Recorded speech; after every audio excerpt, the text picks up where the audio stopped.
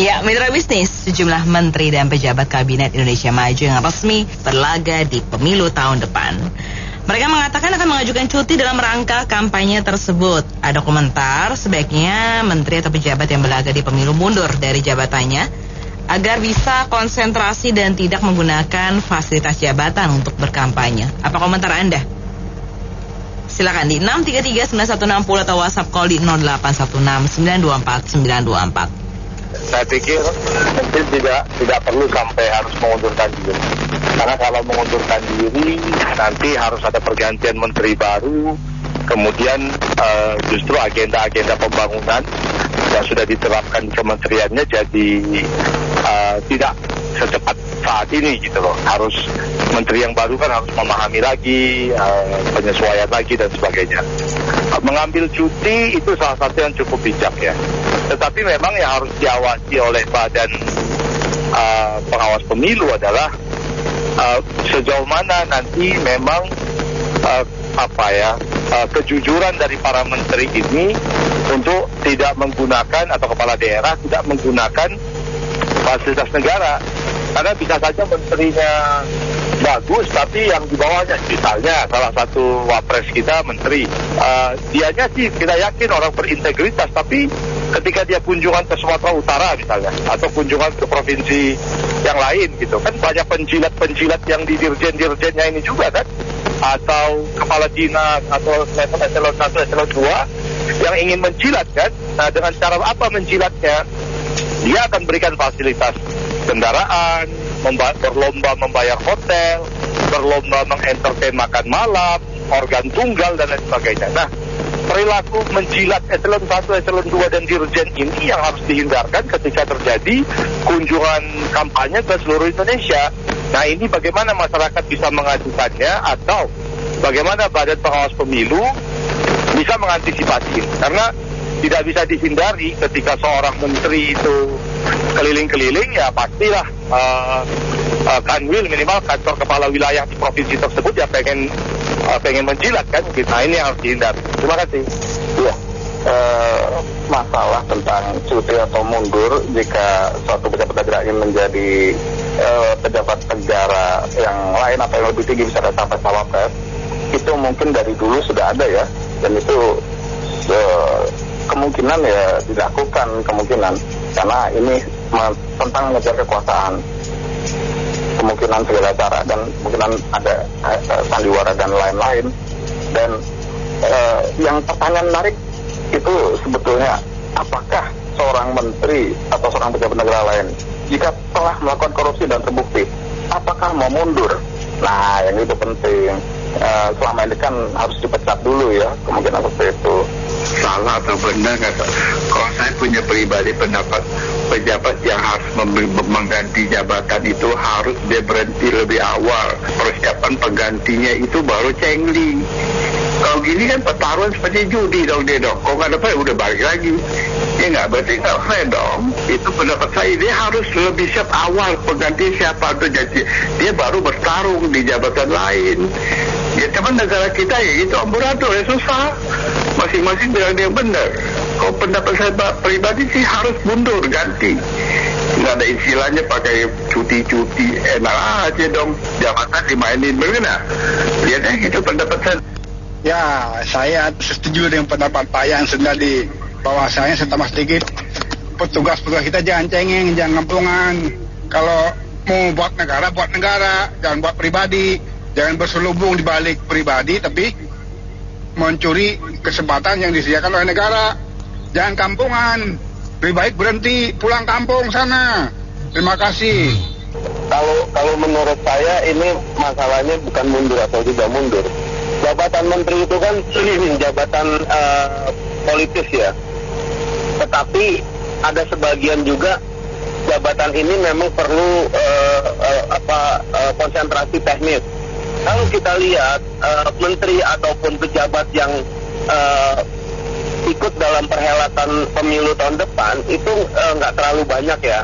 Nah, seharusnya ini bukan dari bawah, tetapi maksud saya harusnya yang menilai adalah pertama, dia kan dipakai oleh presiden. Jadi Pak Jokowi ini harus menilai efektivitasnya, dia kerjanya seperti apa gitu. Nah, terus dia dibantu sama sekretaris kabinet. Jadi itu dipantau gitu loh. Nah, yang cocok menurut saya itu jabatan menteri itu kan sebenarnya lebih ke konseptual ya, manajerial ya. Dia tidak harus hadir setiap saat jam per jam apa kayak staf admin. Enggak, dia dimanapun dia bisa nggak, karena dia bekerjanya berdasarkan konsep. Jadi jangan kita terkungkung oleh satu, kerja nih, banting tulang, bener-bener kerja fisik. Enggak. Di level perusahaan kayak manajer, asisten manajer itu udah lebih banyak ke konseptual gitu loh. Jadi nggak perlu dia berhenti kalau memang dia bisa mempertanggungjawabkan pekerjaannya gitu loh. Dia bisa mendelegasikan semua pekerjaannya itu dan berjalan efektif gitu loh. Tetapi yang pasti memang dalam dia ikut perhelatan pemilu, sebagian besar waktunya memang udah terbagi. Kalau dia mau bela negara, apalagi dia udah pernah dapat gaji full selama ini, saran saya sih ke para menteri itu, jangan terima gaji lah, saatnya lah bela negara, apalagi kan mau kontestasi gitu loh, ya kan? Jadi menurut saya dia tetap bekerja, mengajukan cuti boleh, cuti kalau memang dia tidak bisa konsentrasi full, tapi tidak dibayar gitu loh. Itu menurut saya. Kalau memang dia terpanggil untuk lebih memajukan negara kita gitu loh, duitnya udah banyak kok gitu loh, nggak ada artinya lah, ya kan? Kalau ucapannya John F. Kennedy, apa yang kau bisa berikan untuk negara, jangan minta terus dari negara, seperti itu. Ya, enggak, cuman saya pikir gini doang, beda loh. Kalau saya pikir beda. Kalau sekarang bapaknya masih ngatur, masih duduk di situ, luar dalam disetir sama dia, anak didudukin, dicomot gitu kan. Tapi kalau dulu kan lain, itu Pak Prabowo sama AHY sama Ibu Mega itu mereka di dalam nggak ada orang, bapaknya nggak setir, udah nggak ada kan. Jadi mereka tuh punya inisiatif sendiri, kelihatannya sama tapi lain. Nah sekarang kan diatur-atur begitu,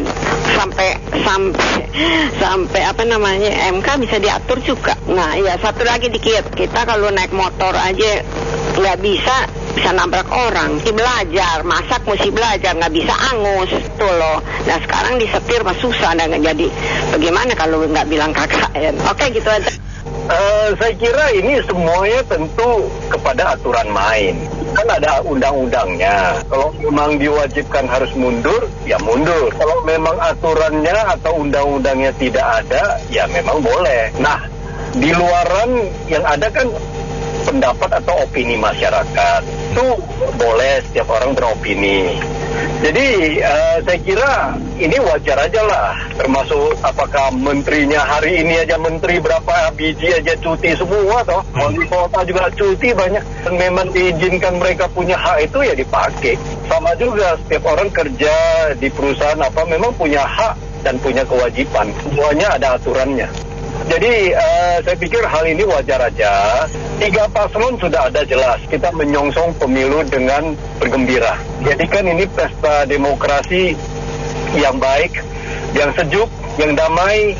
Jangan saling menghujat, apalagi ada fitnah segala macam. Terlebih lagi yang sampai memecah belah kita anak-anak bangsa. Saya kira inilah yang terbaik. Iya, kalau saya bilang ya, kalau misalnya menteri itu yang ikut kampanye harus mundur, lalu siapa nanti yang handle gitu? Apa mesti yang PLT, pejabat sementara ya kan? Jadi kan ribet lagi, pilih lagi siapa, cuti ya kan? Cuti ya, kalau memang aturannya ada boleh cuti kan artinya kan nggak 1 tahun, cuti setahun, mungkin cuti 2 bulan atau berapa lama gitu loh. Minimal dia selama dia cuti, dia kan tentu ada wakilnya, masih bisa mengkomunikasikan urusan itu loh dengan bersangkutan. Ya kalau soal fasilitas dan lain-lain takut disalahgunakan, ya dibikin aturan saja, atau mungkin sudah ada gitu loh. Tidak boleh pakai fasilitas negara untuk kepentingan pribadinya dalam politik gitu. Soalnya gini, yang lebih penting misalnya menteri terkait kasus korupsi atau lain-lain, itu aja nggak ada aturannya, harus mundur.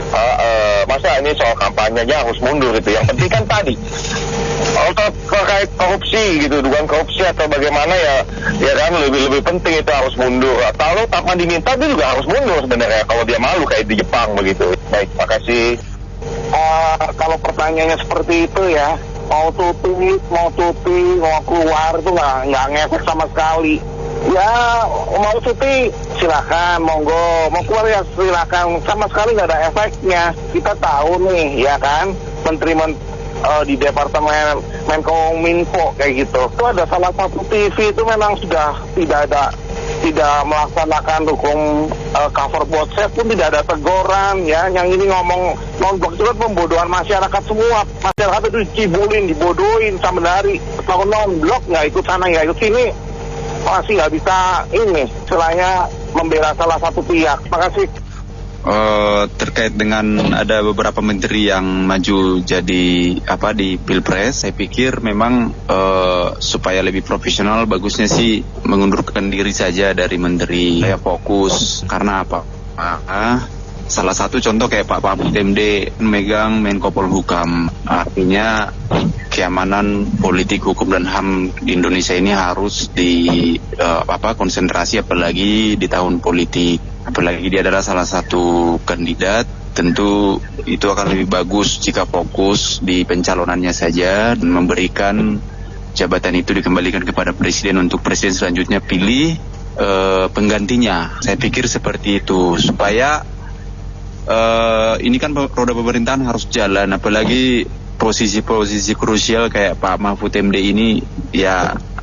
Itu memang bagusnya sih harus mengundurkan diri saja dan jabatan itu bisa dipegang dan fokus gitu ya menteri yang melanjutkannya nanti. Saya pikir itu sih supaya juga si calon ini bisa fokus di rencana dia untuk kampanye gitu ya, pemilihan gitu loh. Ya saya pikir itu sih. Ya, jadi memang tidak beda jauh Pak ya, cuti atau berhenti. Jadi kalau cuti itu kan katanya ya sehari 2 hari. Ya efek ya pasti efek, nggak mungkin tidak efek. Cuman kalau misalnya berhenti, apakah wakilnya itu bisa menggantikan atau nanti malah Pak Presidennya yang pusing 7 keliling harus sementara waktu harus cari penggantinya kan begitu ya. Indonesia ini kan sistem politiknya dan demokrasinya kan memang sudah begitu. Jadi tidak mengharuskan berhenti. Sudahlah, namanya juga cari cocok-cocokan saja. Mana yang masih bisa diurus oleh para menteri atau kepala daerah juga yang ikut serta, maka ya urus baik-baik saja.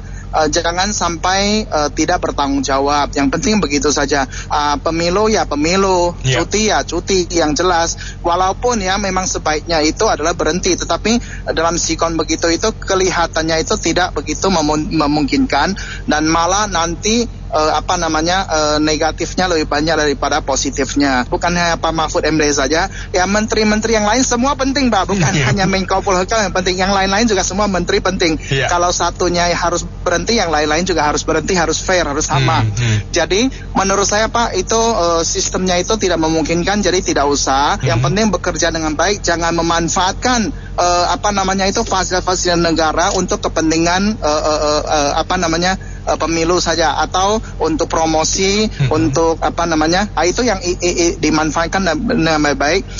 Serta yang terakhir itu yang paling penting adalah Indonesia ini sisa kepemimpinan Pak Jokowi 1 tahun terakhir ini sangat penting dan sangat genting. Jaga kedamaian, jaga kedaulatan yang baik, pangan juga dijaga yang baik-baik.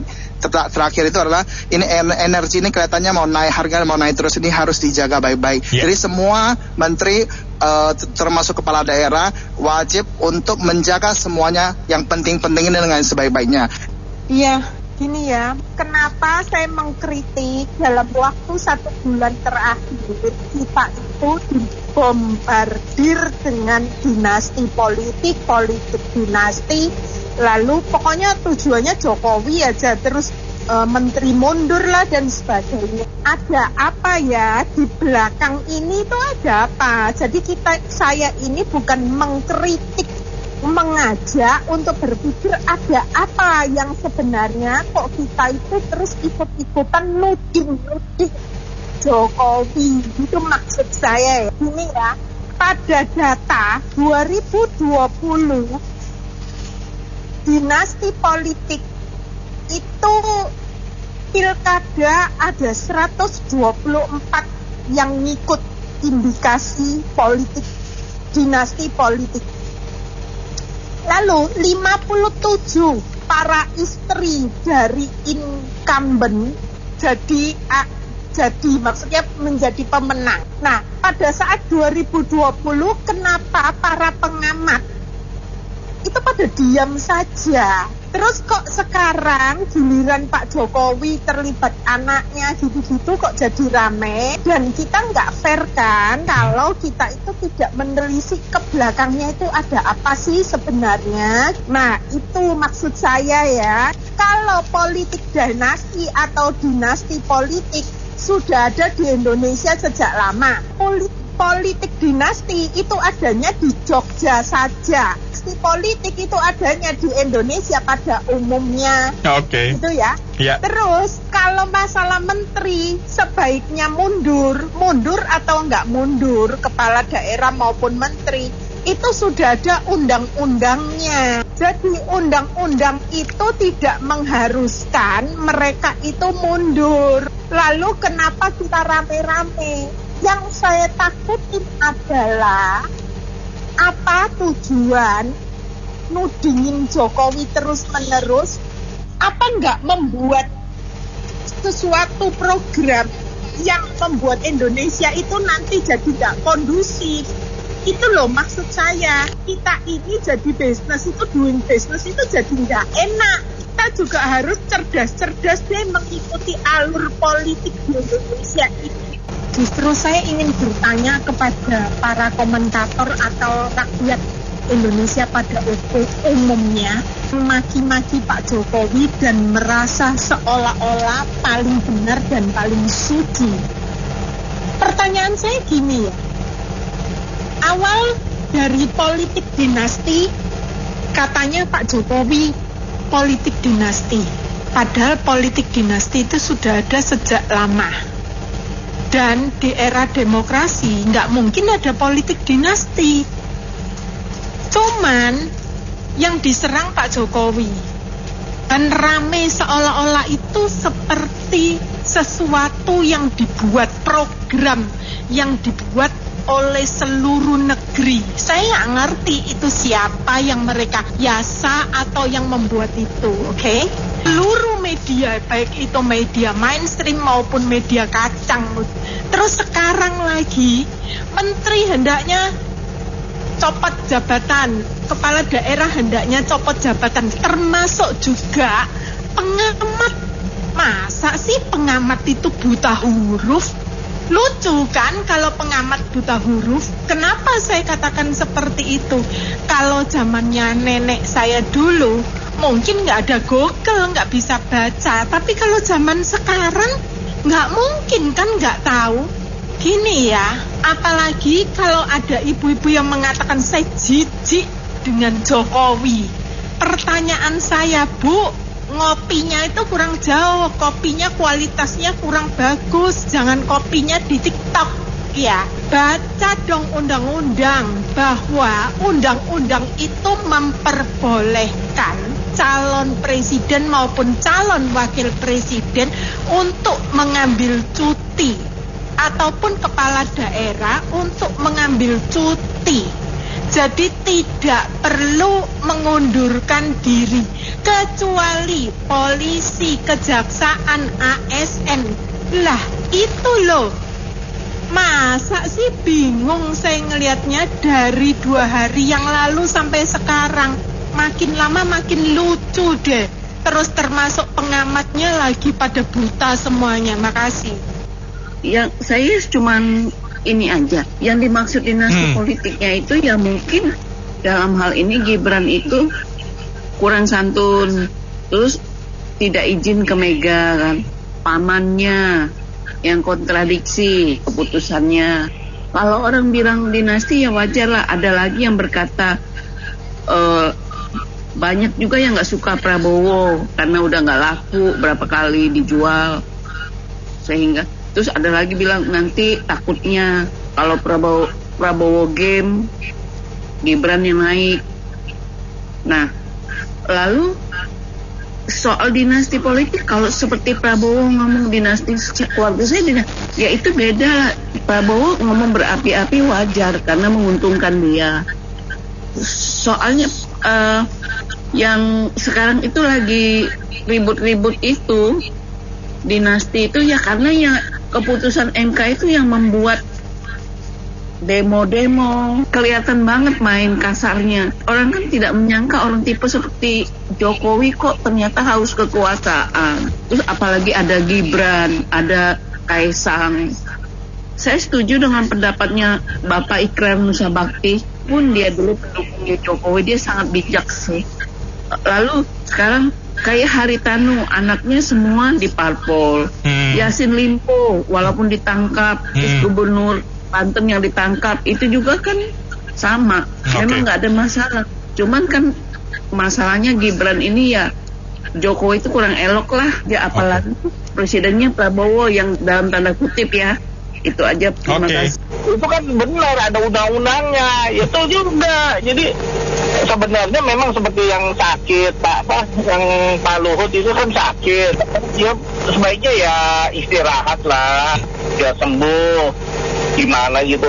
Kemudian banyak lah sebenarnya menteri-menteri ya, kalau memang itu ya itu kan hak reshuffle itu hak prerogatif ya, gitu aja. Jadi konteksnya sebaiknya cuti atau ya kalau mau fair ya benar mengundurkan diri aja.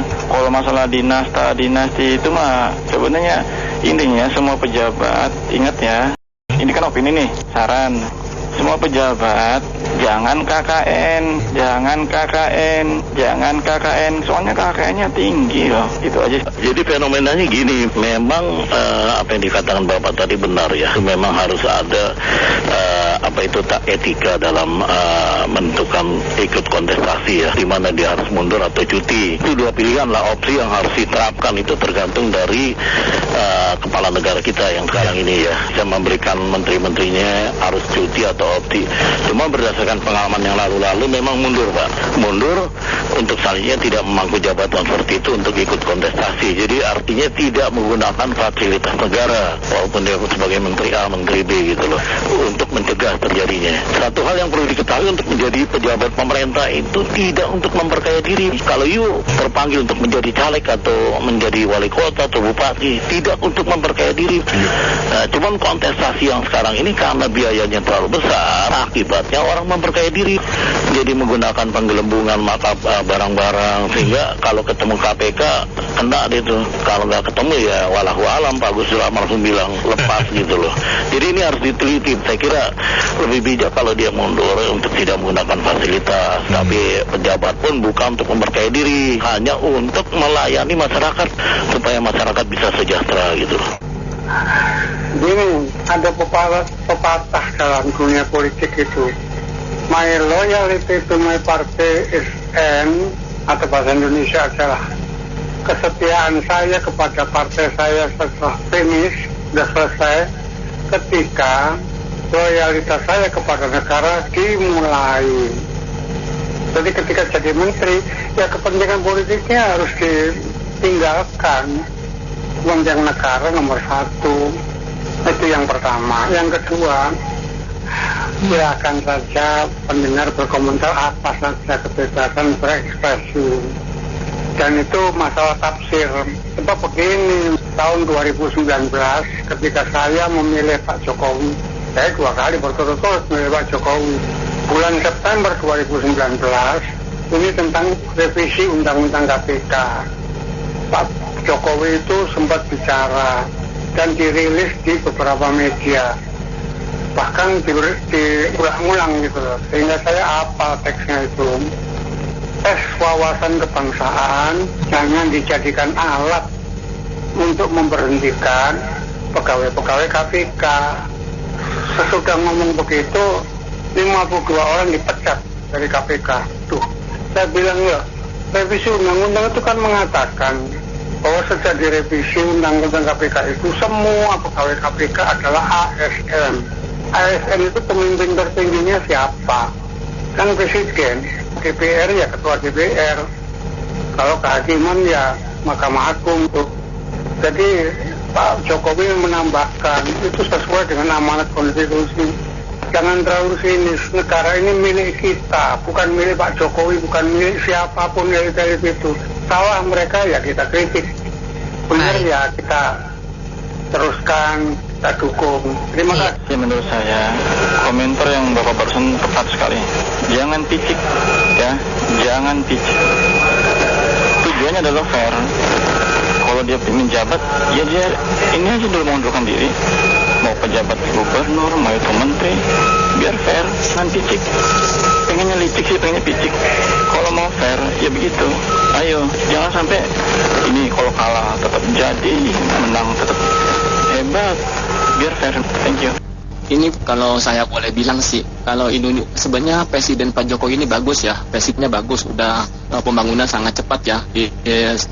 Plus minusnya dia manusia sebagai manusia biasa, mungkin nggak bagusnya menyandang hukum. Tapi di bidang pembangunan infrastruktur saya akui bagus. Cuma gini, kelemahannya Indonesia ini kan sistem politiknya multi partai ya. Lagi itu sistemnya kayak USA PCS ya. Semua anggota kabinet kebanyakan itu dari partai politik. Tujuannya supaya konten kuat. Cuman jeleknya ini gini, sistem politik seperti ini ya. Jadi lu selalu menteri-menterinya udah sibuk dah, nggak ngurusin pekerjaan tapi ngurusin politik ya, apa jadi caleg atau jadi capres gitu ya, segala macam ya. Kalau Indonesia mau maju, sebetulnya sistem presidennya tuh seperti Pak Jokowi bagus dipilih, tapi sistem politiknya jangan kayak gini. Sebaiknya diubah gitu ya, profesional, jangan asal dari partai mana gitu dipilih, padahal becus juga enggak gitu ya. Jadi pembangunan di Indonesia tuh terhambat karena itu. Kalau mau bagus sih sebaiknya partai politik dikurangi, dan udah gitu juga kabinet kalau bisa semuanya profesional demi Indonesia yang lebih baik, jangan kayak begini terus. Kasih. Kalau menurut saya sih ini tergantung dari pemimpinnya ya. Misalnya dalam hal ini ya presiden, menteri itu kan hak prerogatifnya presiden. Nah jadi kalau memang presiden merasa perlu harus mengundurkan diri, harusnya buat peraturan gitu. Jadi pemimpin-pemimpin berikutnya nih, kalau ada menteri yang ingin menjabat jadi kepala daerah atau ke presiden, ya harus tahu diri lah. Jadi mengundurkan diri. Seperti halnya dulu, ingat nggak Sandiaga Uno waktu jadi wakilnya Anies gubernur DKI, kan mau jadi cawapresnya Prabowo, dia mengundurkan diri. Itu bedanya. Kalau profesional ya, profesional itu kan tahu etikanya gitu, mengundurkan diri. Nah kalau yang lain-lain kan ini kan pejabat-pejabat semua.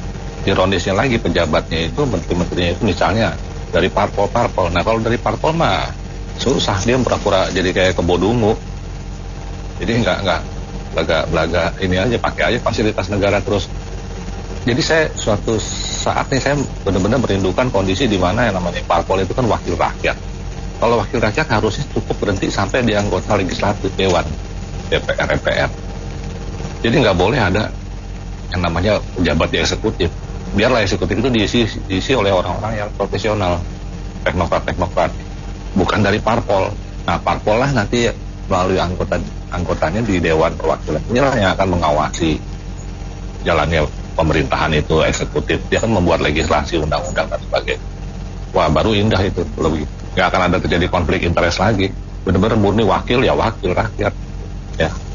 Saya betul tadi ya, kita lihat dulu saja lah pencalonan siapa itu Sandiaga Uno wakil gubernur dulu, dia mengundurkan diri kalau punya moral, ya, yang punya moral, punya pertanggungjawaban kepada rakyatnya, merasa mereka tidak memakai fasilitas negara, daripada nanti dibilang begini begitu, lebih baik mundur. Kalau misal punya moral dan punya akhlak mereka itu pemimpinnya, jadi alangkah baiknya memang harus cuti mereka.